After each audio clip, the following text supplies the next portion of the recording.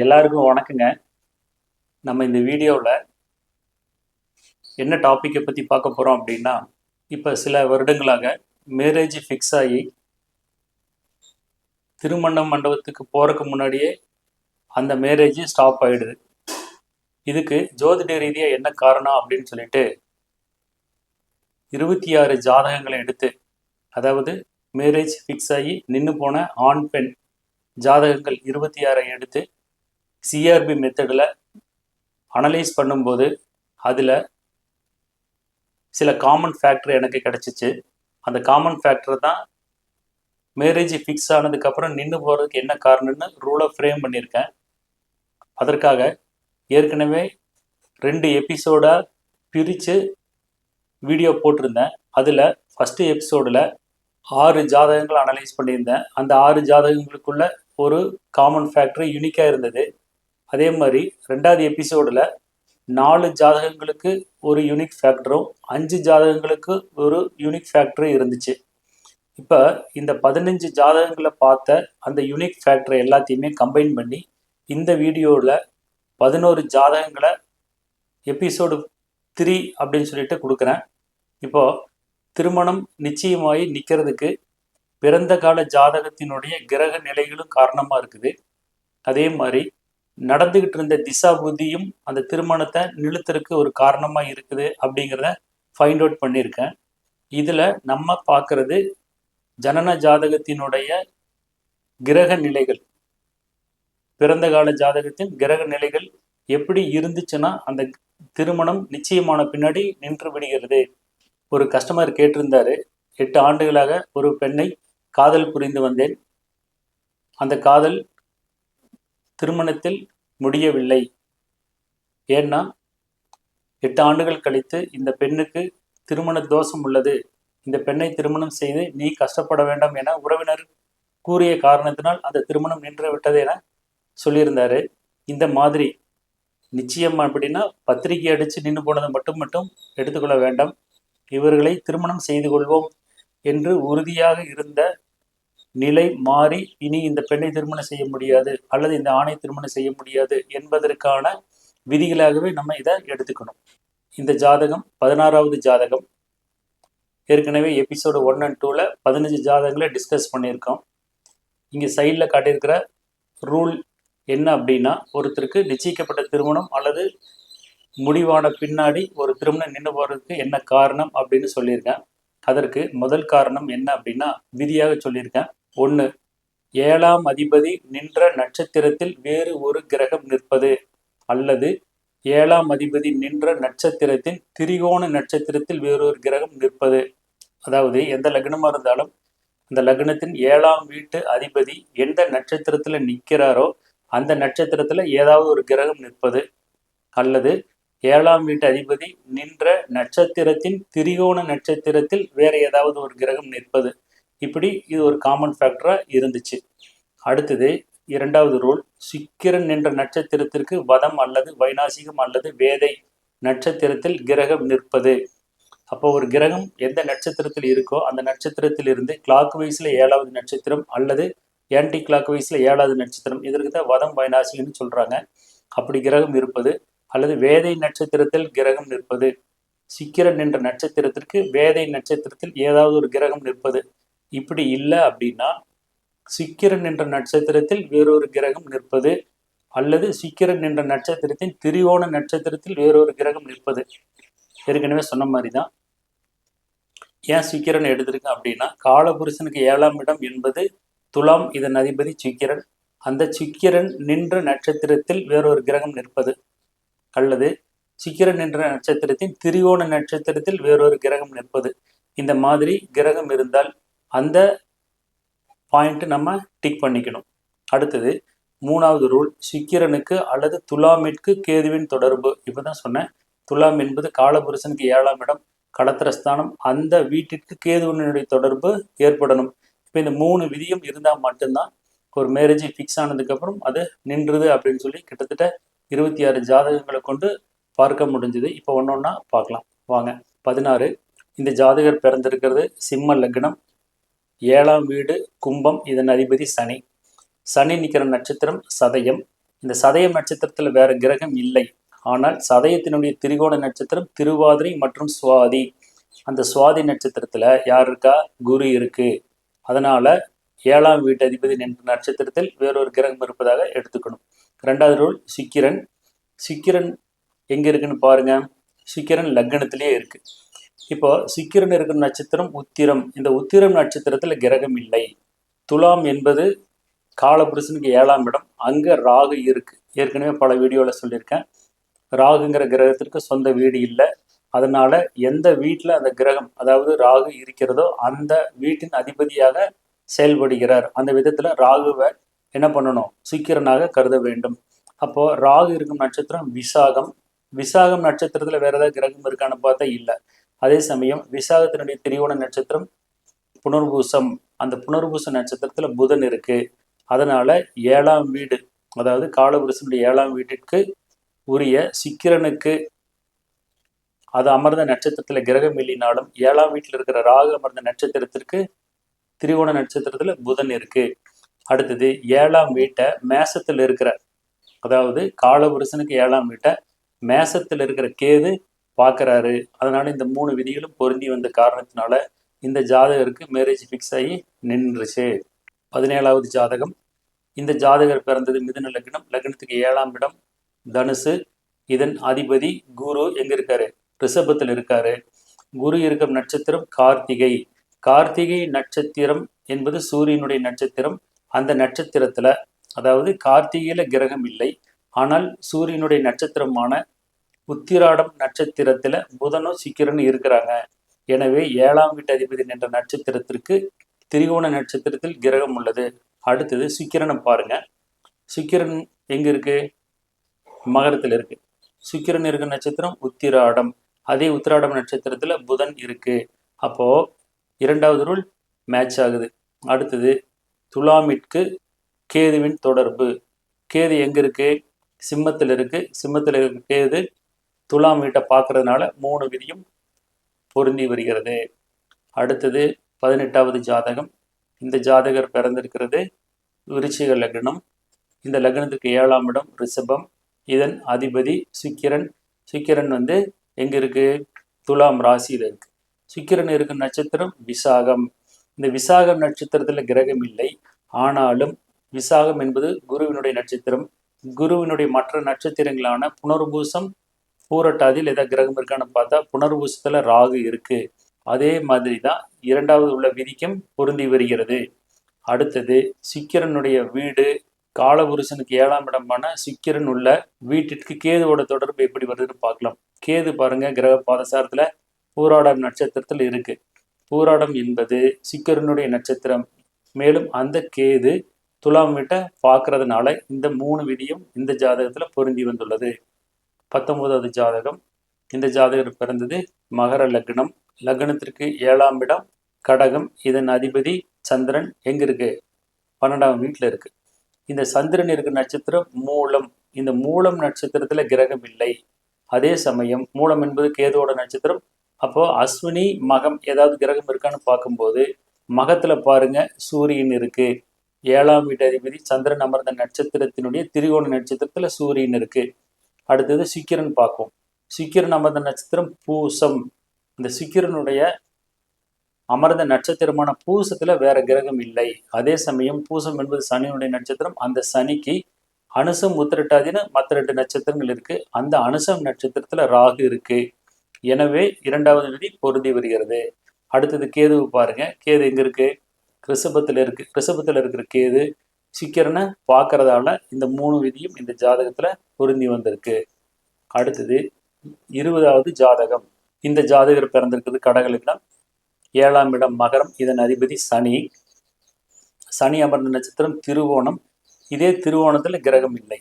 ஆனா திருவோணம் என்பது சந்திரனுடைய நட்சத்திரம். அந்த சந்திரனுடைய மற்ற 2 நட்சத்திரங்கள் ரோகிணி அஸ்தம். அந்த அஸ்தம் நட்சத்திரத்துல யார் இருக்கா? புதன் இருக்கு. அதனால 7ஆம் வீட்டு அதிபதி அமர்ந்த நட்சத்திரத்தின் திரிகோண நட்சத்திரத்தில் புதன் இருக்கு. அடுத்தது சுக்கிரன் பார்ப்போம். சுக்கிரன் அமர்ந்துள்ளது துலா ராசியில இருக்கு. சுக்கிரன் அமர்ந்தது சித்திரை நட்சத்திரம். அந்த சித்திரை நட்சத்திரம் ஏதாவது கிரகம் இருக்கான்னு பாருங்க. சித்திரையில கிரகம் இல்லை.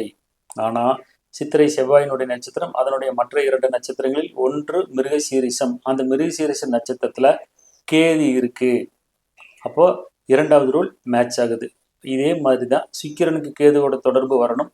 ஏற்கனவே சொன்ன மாதிரி தான் மிருகசீரிஷம் சித்திரை ரெண்டுமே செவ்வாயினுடைய நட்சத்திரம். ஒரே கிரகத்தின் 2 நட்சத்திரத்தில் உள்ள கிரகங்களை இடமாற்றி வைத்து பார்க்கலாம் அப்படிங்கிறது சிஆர்பி மெத்தட புதுசாக நான் கண்டுபிடிச்சிருக்கேன். அந்த விதத்தில் கேது மிருகசீரிஷத்திலிருந்து சித்திரைக்கு வரும்போது சுக்கிரனோடு தொடர்பை ஏற்படுத்தி கொள்கிறது. இந்த விதத்தில் 3வது ரூல் மேட்ச் ஆகுது. அடுத்து இன்னொரு ஜாதகம் பார்ப்போம். இது 21வது ஜாதகம். இந்த ஜாதகர் பிறந்திருக்கிறது துலா லக்னம். லக்னத்திற்கு 7ஆம் இடம் மேசம். இதன் அதிபதி செவ்வாய். செவ்வாய் எங்க இருக்கு? 12ஆம் வீட்டில் இருக்கு. அப்ப செவ்வாய் அமர்ந்த நட்சத்திரம் அஸ்தம். அதே அஸ்தம் நட்சத்திரத்துல கிரகம் இருக்கான்னு பார்த்தா இல்லை. அதே சமயம் அந்த செவ்வாய் அமர்ந்த அஸ்தம் நட்சத்திரத்தின் அதிபதி சந்திரன். அதனுடைய மற்ற 2 நட்சத்திரங்கள் ரோகிணி, திருவோணம். அந்த ரோகிணியில கிரகம் இல்லை, பட் திருவோணத்துல குரு இருக்கு. அதனால செவ்வாய் அமர்ந்த நட்சத்திரத்தின் திருவோண நட்சத்திரத்துல குரு இருப்பதால முதல் ரூல் மேட்ச் ஆகுதுன்னு எடுத்துக்கணும். அடுத்தது பாருங்க சுக்கிரன். சுக்கிரன் எங்க இருக்கு? கும்பத்தில் இருக்கு. சுக்கிரன் இருக்கும் நட்சத்திரம் அவிட்டம். நம்ம என்ன பண்ணுவோம்னா உடனே சுக்கிரன் அவிட்டத்தில் இருக்கு, சூரியன் எதில் இருக்குன்னு பார்ப்போம். சூரியன் சதயத்தில் இருக்குங்கிறதுனால சுக்கிரன் நம்ம அந்த நட்சத்திரத்துல கிரகம் இல்லைன்னு உடனே நம்ம நினைச்சுக்குவோம். அப்படி எடுத்துக்க கூடாது. அடுத்த வீட்டில் இருந்தாலும், அதாவது மகர ராசியில அவிட்டம் நட்சத்திரத்துல புதன் இருக்கு, இப்படி இருந்தாலும் அடுத்தடுத்த வீடுகளாக இருந்தாலும் கூட ஒரே நட்சத்திரத்தின் உடைப்பட்ட நட்சத்திரங்களாக இருக்கும் பட்சத்தில் அதில் அமர்ந்த கிரகங்கள் நம்ம இந்த கால்குலேஷனுக்கு எடுத்துக்கணும். சுக்கிரன் நமது நட்சத்திரத்திலேயே, அதாவது அவிட்டம் நட்சத்திரத்திலேயே புதன் இருக்கு. அடுத்தது கேதுவோட கனெக்ஷன் எப்படி இந்த சுக்கிரனுக்கு கிடைச்சிருக்குன்னு பார்ப்போம். சுக்கிரன் அமர்ந்திருக்கிறது சனியினுடைய வீடு. கேது அமர்ந்திருப்பது உத்திரட்டாதி, அது சனியினுடைய நட்சத்திரம். ஏற்கனவே சிஆர்பி மெத்தடை பற்றி நான் சொல்லியிருக்கேன். ஒரு கிரகத்தினுடைய வீட்டிலையும் அந்த கிரகத்தின் நட்சத்திரத்திலும் உள்ள கிரகங்கள் தொடர்பு பெறும். அந்த விதத்துல சனியோட வீட்டில் இருக்கிற சுக்கிரனும் சனியோட நட்சத்திரத்தில் இருக்கிற கேதுவும் தொடர்பை ஏற்படுத்தி கொள்கிறார்கள். அந்த விதத்துல இந்த 3 விதியும் இந்த ஜாதகத்துல பொருந்தி வந்திருக்கு. அடுத்தது பாருங்க 22வது ஜாதகம். இவர் பிறந்தது கும்ப லக்னம், 7ஆம் இடம் சிம்மம். இதன் அதிபதி சூரியன் எங்க இருக்கு? 8ஆம் வீட்டில் இருக்கு. சூரியன் அமர்ந்த நட்சத்திரம் அஸ்தம். அதே அஸ்தம் நட்சத்திரத்துல கிரகம் இல்லை. ஆனால் அஸ்தம் என்பது சந்திரனுடைய நட்சத்திரம். சந்திரனுடைய ரோகிணி நட்சத்திரத்துல குரு இருக்கு. அப்போ 7ஆம் வீட்டு அதிபதி அமர்ந்த நட்சத்திரத்தின் திரிகோண நட்சத்திரத்துல குரு இருக்கு. முதல் விதி பொருந்தி வருது. அடுத்தது சுக்கிரன். சுக்கிரன் எங்க இருக்கு? துலாம்லயே இருக்கு. சுக்கிரன் அமர்ந்த நட்சத்திரம் சுவாதி. அந்த சுக்கிரன் அமர்ந்த நட்சத்திரத்துல, அதாவது துலாம்லயே புதன் இருக்கு. அவரு அமர்ந்திருப்பது சுவாதி நட்சத்திரம். அப்ப சுக்கிரனுக்கு 2வது சொல்லப்பட்ட விதி பொருந்தி வருகிறது. அடுத்தது கேதுவோட தொடர்பு துலாமிற்கு வரணும். கேது பாருங்க எங்க இருக்கு? தனுசு ராசியில் இருக்கு. கேது பூராடம் நட்சத்திரத்தில் இருக்கு. பூராடம் என்பது சுக்கிரனுடைய நட்சத்திரம். மேலும் அந்த கேது தன் 3ஆம் பார்வை மூலமாக துலாம் வீட்டையும் பார்க்குது, துலாம் வீட்டில் இருக்கிற சுக்கிரனையும் பார்க்குது. எனவே இந்த 3 விதியும் இந்த 22வது ஜாதகத்துல மேட்ச் ஆகுது. அடுத்தது 23வது ஜாதகம். இந்த ஜாதகர் பிறந்தது சிம்ம லக்னம், 7ஆம் இடம் கும்பம். இதன் அதிபதி சனி. இந்த சனி அமர்ந்த நட்சத்திரம் அவிட்டம். அவிட்டத்துல கிரகம் இல்லை. அவிட்டம் என்பது செவ்வாயினுடைய நட்சத்திரம். அந்த செவ்வாயினுடைய மிருகசீரிஷம் நட்சத்திரத்திலையும் கிரகம் இல்லை. சித்திரை நட்சத்திரத்திலும் கிரகம் இல்லை. அப்போ இந்த ரூல் எப்படி பொருந்தி வருதுன்னா, இந்த அவிட்டம் நட்சத்திரத்தின் 22வது நட்சத்திரம் அனுஷம். அதுல ராகு இருக்கு. எனவே முதல் ரூல் மேட்ச் ஆச்சுன்னு எடுத்துக்கணும். அடுத்தது சுக்கிரன் பாருங்க. சுக்கிரன் எங்க இருக்கு? ரிஷபத்துல இருக்கு. சுக்கிரன் இருக்கும் நட்சத்திரம் ரோகிணி. அதே ரோகிணி நட்சத்திரத்துல கேது இருக்கு. எனவே 2வது ரூல் மேட்ச் ஆகிற மாதிரி நம்ம புரிஞ்சுக்கணும். அடுத்து சுக்கிரன் கேது தொடர்பு 2 பேருமே ரிஷப ராசியில ஒன்னாவே இருக்காங்க. அதனால இந்த 3 ரூலும் இந்த 23வது ஜாதகத்துல பொருந்தி வருது. அடுத்தது பாருங்க 24வது ஜாதகம். இந்த ஜாதகர் பிறந்தது கும்ப லக்னம். லக்னத்திற்கு 7ஆம் இடம் சிம்மம். இதன் அதிபதி சூரியன் எங்க இருக்கு? தனுசு ராசியில் இருக்கு. சூரியன் அமர்ந்தது பூராடம் நட்சத்திரம். அந்த பூராடம் நட்சத்திரத்துல கிரகம் இருக்கான்னு பார்த்தா பூராடம் நட்சத்திரத்துல கிரகம் இல்லை. சரி, சுக்கிரனுடைய நட்சத்திரமான மற்ற 2 பரணியிலையும் கிரகம் இல்லை, பூரம் நட்சத்திரத்திலையும் கிரகம் இல்லை. அப்ப இந்த ஜாதகத்துல இந்த விதி எப்படி பொருந்தி வருதுன்னு பாருங்க. சூரியன் அமர்ந்த வீடு தனுசு, அந்த தனுசுல புதன் குரு 2 கிரகம் இருக்கு. புதன் இருக்கிறது மூல நட்சத்திரம், குரு இருக்கிறது மூல நட்சத்திரம். இது போல ஒரு கிரகம், அதாவது 7ஆம் வீட்டு அதிபதி நின்ற நட்சத்திரத்துல கிரகம் இல்லைனாலும், 7ஆம் வீட்டு அதிபதி அமர்ந்த திரிகோண நட்சத்திரத்தில் கிரகம் இல்லைனாலும், 7ஆம் வீட்டு அதிபதி எந்த வீட்டில் இருக்கோ அந்த வீட்டில் ஒரே நட்சத்திரத்துல 2 கிரகம் இருந்தாலும் நம்ம பேசிட்டு இருக்கிற இந்த சப்ஜெக்டுக்கான ரூல் பொருந்தி வருதுன்னு நம்ம எடுத்துக்கணும். அந்த விதத்துல சூரியன் அமர்ந்த நட்சத்திரத்துல கிரகம் இல்லை, ஆனால் சூரியன் அமர்ந்த வீட்டில் இருக்கிற 2 கிரகங்கள் ஒரே நட்சத்திரத்துல இருக்கு. அதாவது கிரக யுத்தம் அப்படின்னு சொல்றாங்க, அல்லது சூரிய அஸ்தங்கம்னு சொல்றாங்க. அதாவது சூரியனுக்கு பக்கத்தில் இருக்கிற கிரகங்களை சூரிய அஸ்தங்கம்னு சொல்றாங்க. இப்போ இதை நம்ம ஈஸியாக புரிஞ்சுக்கணும் அப்படின்னா, நேற்றுக்கு சென்னையை சார்ந்த ஒரு ஃபேமிலியிலேருந்து கேரளாவில் டூர் போயிருக்காங்க. அங்கே யானைகள் வளர்த்தக்கூடிய ஒரு முகாமுக்கு போயிருக்காங்க. அந்த இடத்துல 2 யானைகள் ஆற்று வெள்ளத்தில் நின்றுக்கிட்டு இருக்கும்போது ஒன்றோடு ஒன்று சண்டை போட்டுக்கிட்டு இருக்கு. அப்போ இந்த சென்னையிலேருந்து போன ஃபேமிலியில் அந்த பெண் என்ன பண்ணுறாங்க, அந்த யானைக்கு பக்கம் கொஞ்சம் தள்ளி நின்றுட்டு இருந்திருக்காங்க. 2 யானைகளும் ஒன்றோட ஒன்று சண்டை போட்டுட்டே வந்து இந்த பெண் இருக்கிற இடத்துல வரும்போது ஒரு யானை இன்னொரு யானையை தள்ளி விட்டுருது. தள்ளி விட்டதுல அந்த பெண் தண்ணியில மூழ்கி இறந்துடுறாங்க. பார்க்கறதுக்கு யானை யுத்தம், ஆனா இறந்தது அந்த பெண் இறந்திருக்காங்க. ஒரு யுத்தம் நடக்கும்போது அங்க இருக்கிறவங்களுக்கும் சேதம் ஏற்படுது அப்படிங்கிறத புரிஞ்சுக்கிறதுக்காக தான் நான் இந்த சென்னை கதையை நான் சொன்னேன். இது மாதிரி ஒரு வீட்டில் 2 கிரகம் யுத்தத்தில் இருக்கும் பொழுது, யுத்தம் என்பது எப்படி எடுத்துக்கணும்னா ஒரே நட்சத்திரத்தில் இருந்தாலே யுத்தமாக நான் புரிஞ்சிருக்கேன். அதே மாதிரி இருக்கும் பொழுது கூட இருக்கிற கிரகம் அதனுடைய பாதிப்புக்கு உள்ளாகிறது. அடுத்தது சுக்கிரனுக்கு பாருங்க.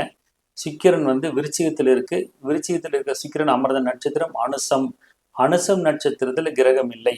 அனுசத்தினுடைய திரிவோண நட்சத்திரம் பூசம், கிரகம் இல்லை.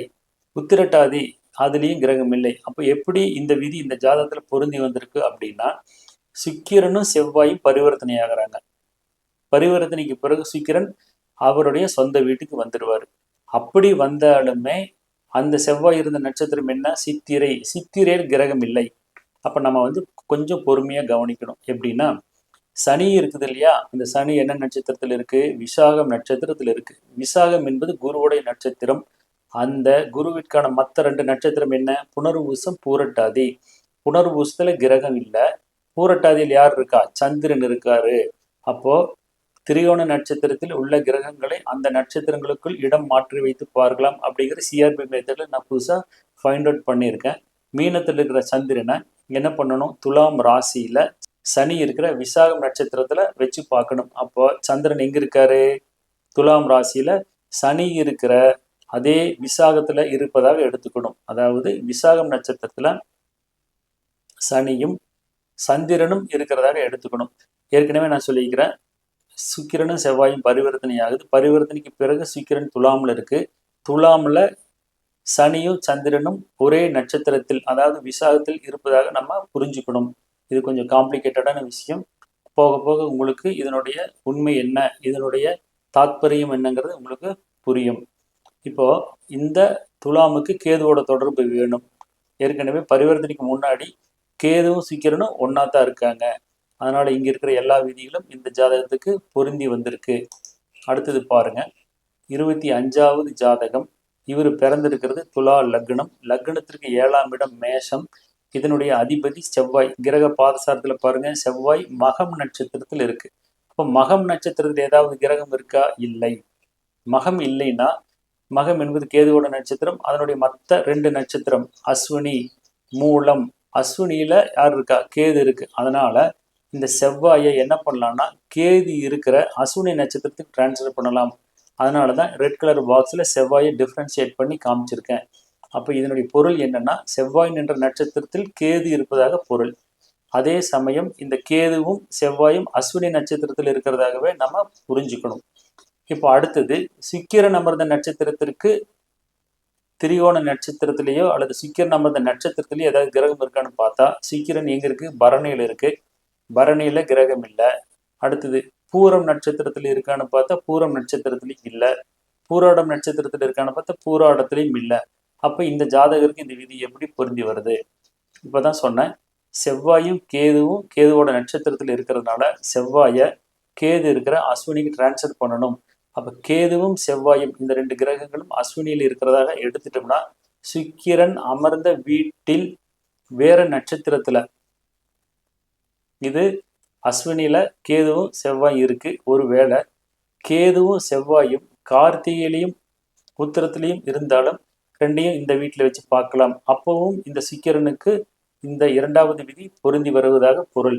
அடுத்தது 3வது ரூல், சுக்கிரனுக்கு அல்லது துலாமிற்கு கேதுவின் தொடர்பு. பாருங்க, சுக்கிரன் இருப்பதே கேதுவோடு நேரடியாக தொடர்பு பெற்று இருக்கு. அதனால 3வது விதி பொருந்தி வந்துள்ளது. அடுத்தது லாஸ்ட் எக்ஸாம்பிள், 26வது ஜாதகம். இந்த ஜாதகர் பிறந்திருக்கிறது கடக லக்னம். லக்னத்திற்கு 7ஆம் இடம் மகரம். இதன் அதிபதி சனி. 8ஆம் வீட்டில் கும்பத்தில் இருக்கு. சனி அமர்ந்த நட்சத்திரம் பூரட்டாதி. இந்த பூரட்டாதி நட்சத்திரத்தில் வேற ஏதாவது கிரகம் இருக்கான்னு பார்த்தா இல்லை. அடுத்தது புனர்பூசத்தில் கிரகம் இருக்கான்னு பார்த்தா புனர்பூசத்துலையும் கிரகம் இல்லை. அடுத்தது விசாகத்தில் பார்ப்போம். விசாகத்தில் செவ்வாய் இருக்கு. அப்போ 7ஆம் வீட்டு அதிபதி நின்ற நட்சத்திரத்தின் திரிகோண நட்சத்திரத்தில் யார் இருக்கா? செவ்வாய் இருக்கிறது. சனி பூரட்டாதி, செவ்வாய் விசாகம். எனவே ரூல் 1 மேட்ச் ஆகுது. ரூல் 2, சுக்கிரன் நின்ற நட்சத்திரத்தில் ஏதாவது கிரகம் இருக்கான்னு பார்க்கலாம். சுக்கிரன் துலாம் ராசியில் இருக்கு. சுக்கிரன் அமர்ந்த நட்சத்திரம் சுவாதி. சுவாதியில் ஏதாவது கிரகம் இருக்கான்னு பார்க்கும்போது சுவாதியில கிரகம் இல்லை. அடுத்தது திருவாதிரையில் இருக்கான்னு பார்த்தா திருவாதிரையிலையும் இல்லை. சதயத்தில் இருக்கான்னு பார்த்தா சதயத்திலையும் இல்லை. அப்போ சுக்கிரன் அமர்ந்த நட்சத்திரத்தில் வேறு கிரகங்கள் இல்லை. அப்போ எப்படி இந்த ரூல் பொருந்தி வருதுன்னா, இப்போதான் சொன்னேன், ராகு துலாம் ராசியில் இருக்கு. ராகுவிற்கு சொந்த வீடு இல்லை. துலாம் ராசியில் இருக்கிறதுனால ராகுவை சுக்கிரனாக நம்ம எடுத்துக்கணும்.